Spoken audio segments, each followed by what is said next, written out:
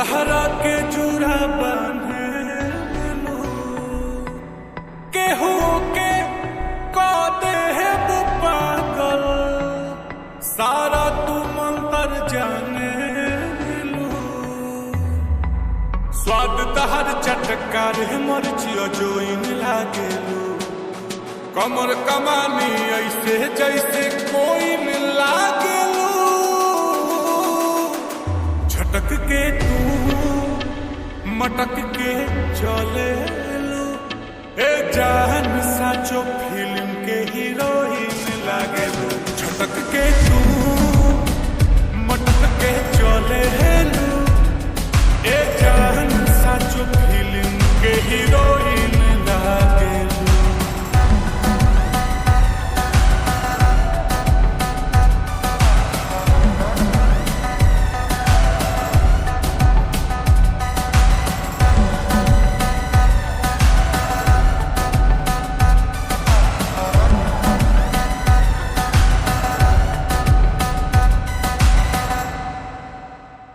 धुआं नियन बेबी तहार उड़ता है क्रेज हो ले लू जान भले कमे बहाएज हो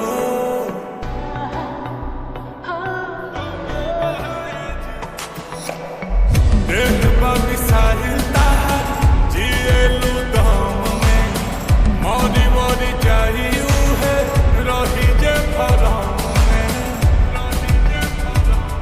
और तू ही हमारा चेहरा के गोलोइंग लागेलू और करे नी तो के फालो हमार फॉलोइंग लागेलू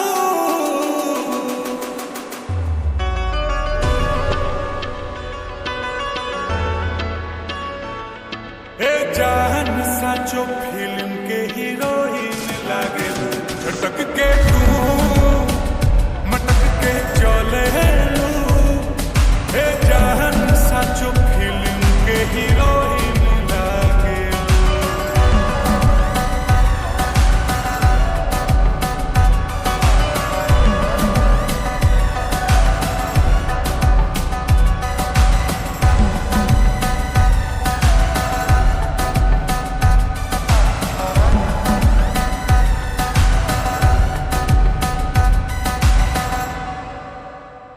बोली तहार चीनी से भी लागे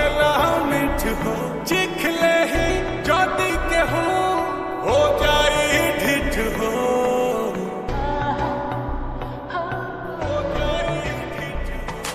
अरे ना मोहन सबे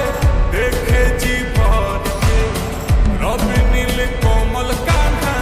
जियता मार के नील कमल के दिल में आजा गोइंग लागे